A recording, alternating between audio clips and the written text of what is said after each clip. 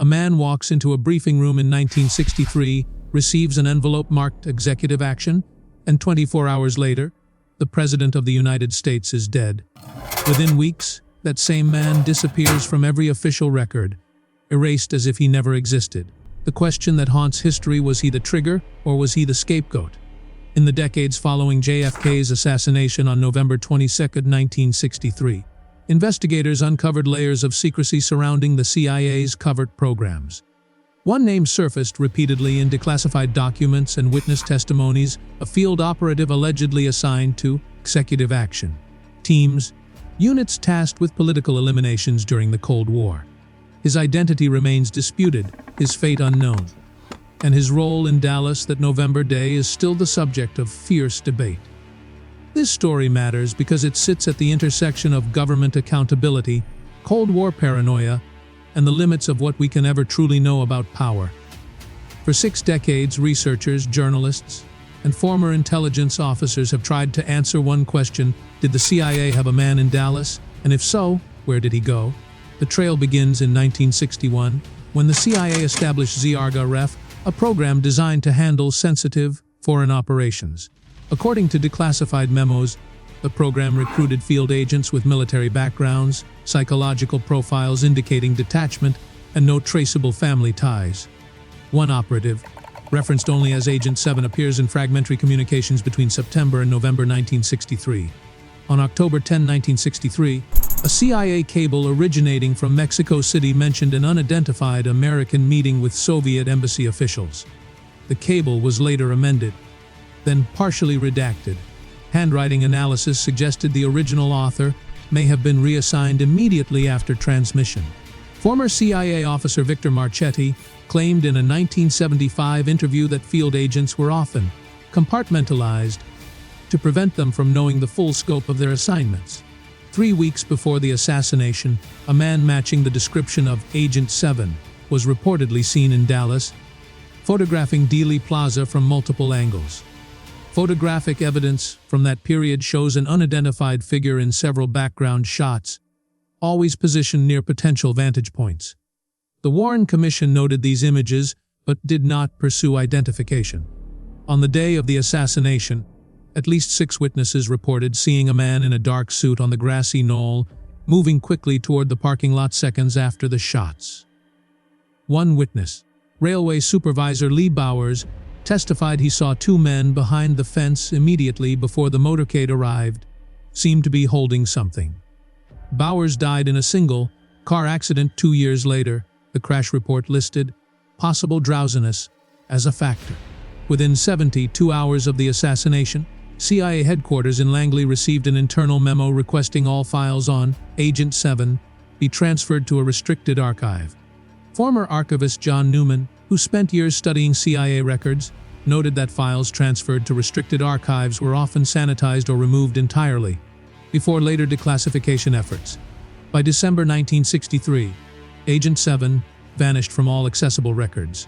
His personnel file, if it ever existed, was never located in subsequent investigations.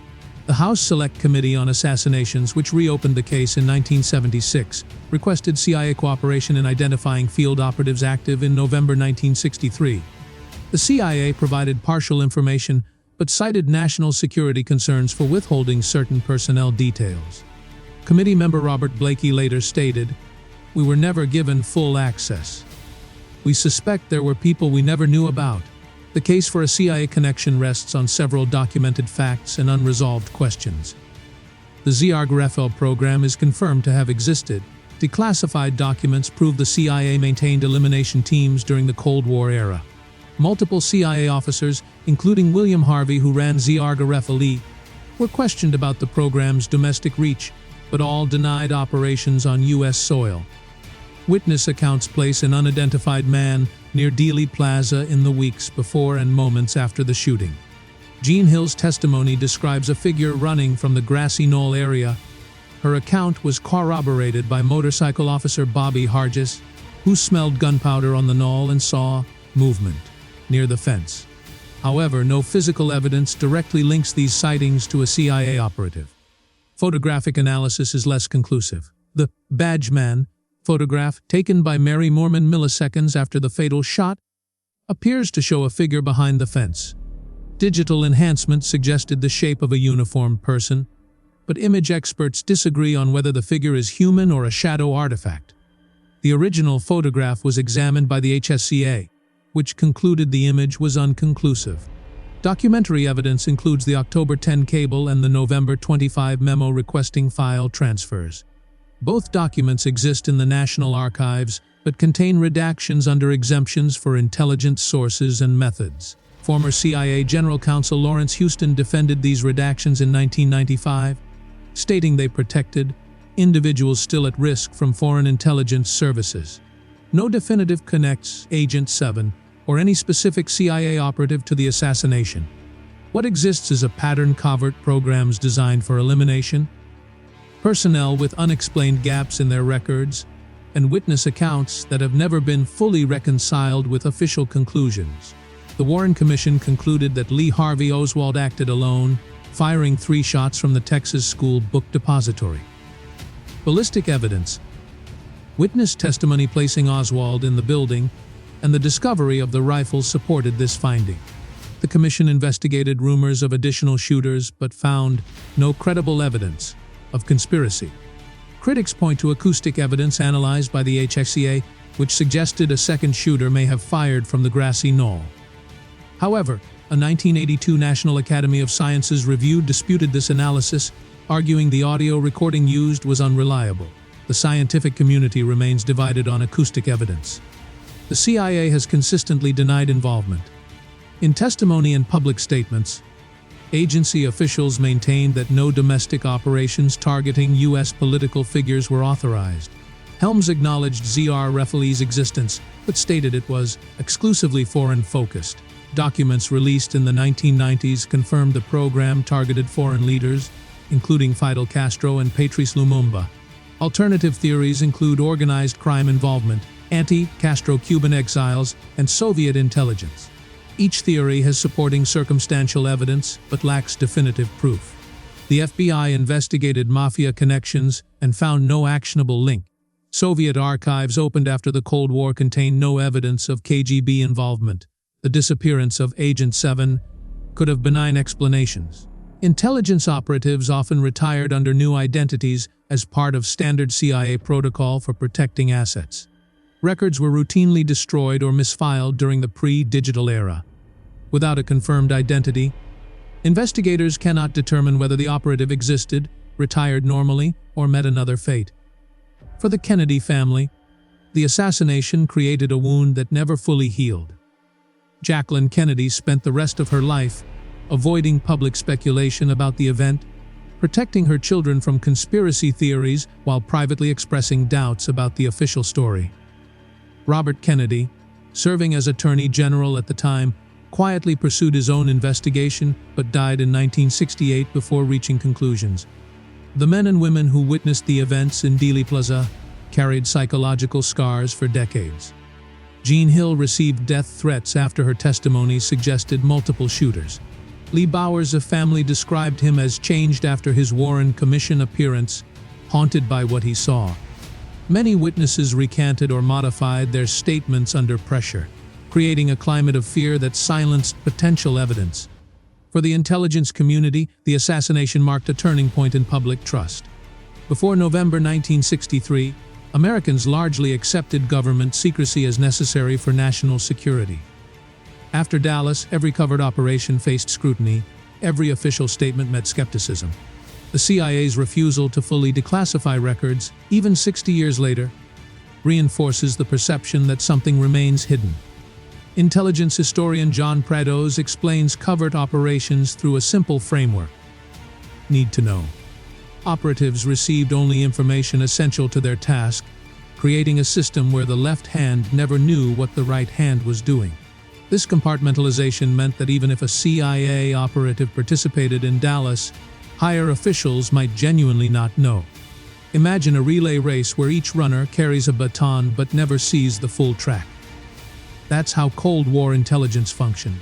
The executive action concept emerged from a specific Cold War logic: eliminate a foreign leader, prevent a war, save millions of lives.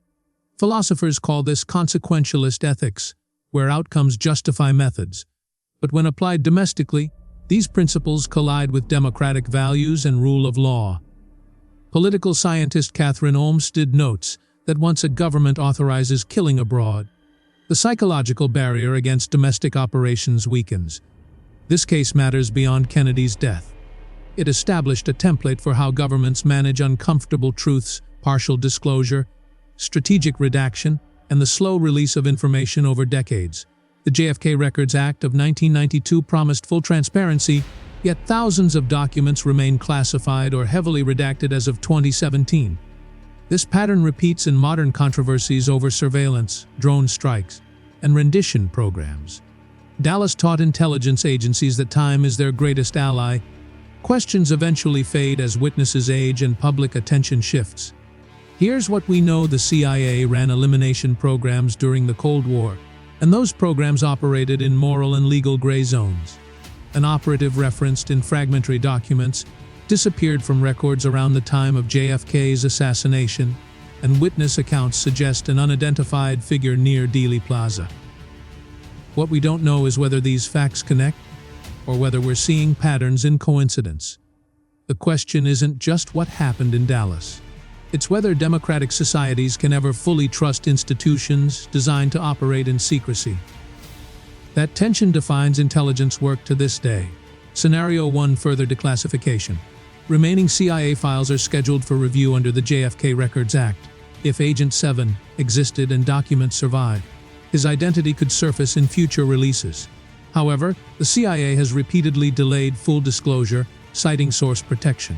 Complete transparency may not arrive for another decade, if ever. Scenario 2: deathbed confession.